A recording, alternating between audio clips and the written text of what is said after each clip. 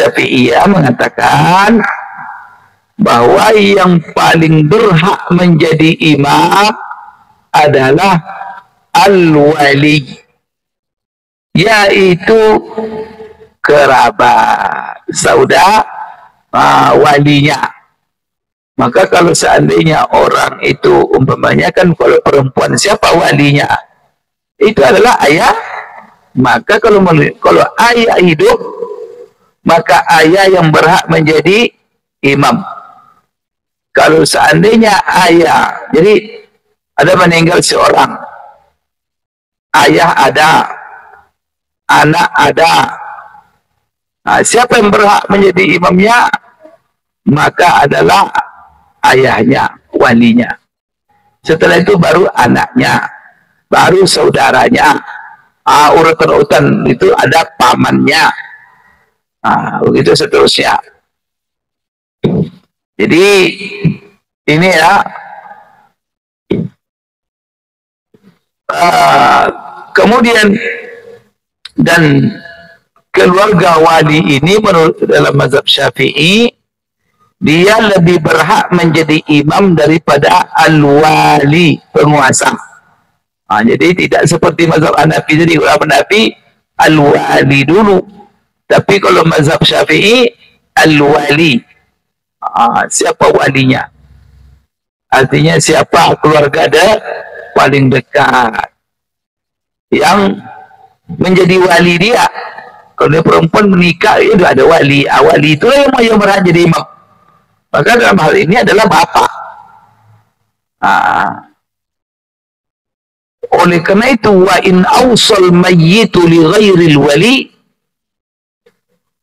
fala tunaffas wasiyatuhu bi isqatiha kal irsi. Jadi kalau seandainya, dalam mazhab Syafi'i ini, kalau seandainya si mayat mewasiatkan seseorang tapi bukan walinya, maka wasiatnya tidak perlu dilaksanakan. Kenapa? Karena wali lebih berhak. Karena itu hak walinya. Itu dalam mazhab Syafi'i. Lianna salata haqquhu. Karena salat itu adalah hak dia. Fala tunaffaz wasiyatuhu bi isqatiha. Maka tidak bisa dilaksanakan wasiatnya. Sama itu dengan waris. Umpamanya apa?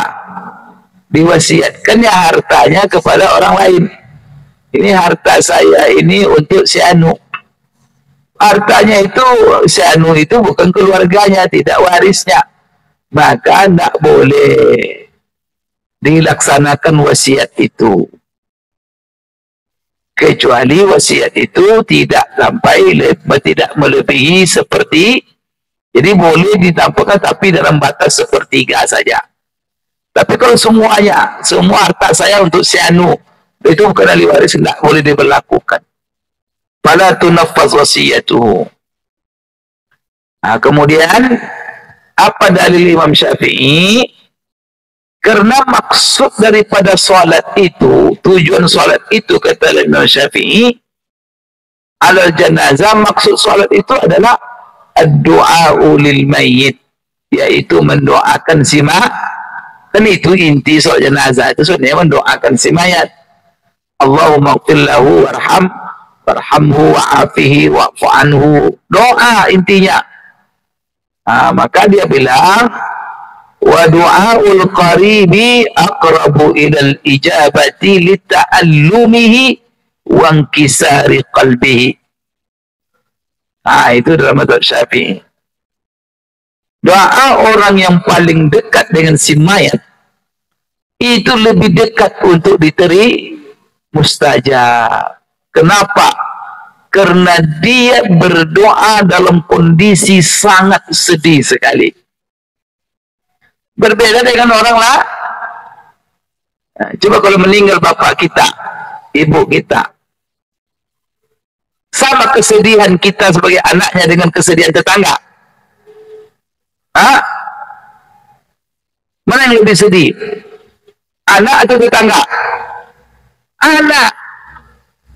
Maka di dalam prinsip doa, semakin orang merasa ta'allum, merasa sedih karena kena musibah, sehingga dia minta betul memohon kepada Allah. Jadi tingkat hajatnya ketika itu tinggi sekali. Maka dia, ya Allah, gimana ya, luluh hatinya karena berpisah dengan orang yang dicintainya. Maka tingkat kesedihan pasti tidak sama. Maka kata dalam mazhab Syafi'i, doa seperti ini lebih dekat untuk diijabah.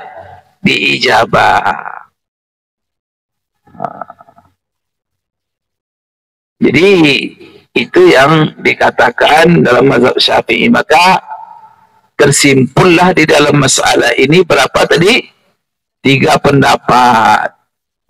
Oleh karena itu, mana yang benar nih Pak Ustadz? Ya semuanya benar, tidak masalah.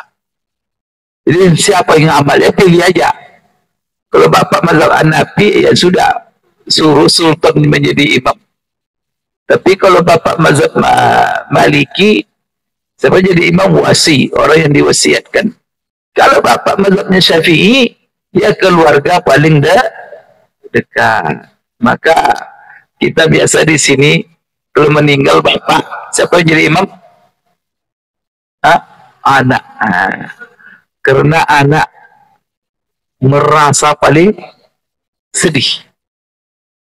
Maka ketika dia berdoa, aku menangis. Tapi coba orang lain suruh nangis, dia tidak nangis dia. Tapi kalau anaknya, bapaknya di depannya, maka hatinya bagaimana? Berdoa dalam kondisi begitu, itu lebih dekat untuk diijabah. Nah, kira-kira bagaimana ini? Mazhab Syafi'i, saya kira agak lebih pas ya daripada mazhab yang lain. Wallahu a'lam bishawab. Sekian sampai di situ Bapak Ibu sekalian. Insyaallah kita sambung nanti pada Sabtu yang akan datang. Aku qouli hadza wa astaghfirullah li wa lakum. Subhanakallahumma rabbana wa bihamdik, asyhadu an la ilaha illa anta, astaghfiruka wa atubu ilaik. Assalamualaikum warahmatullahi wabarakatuh.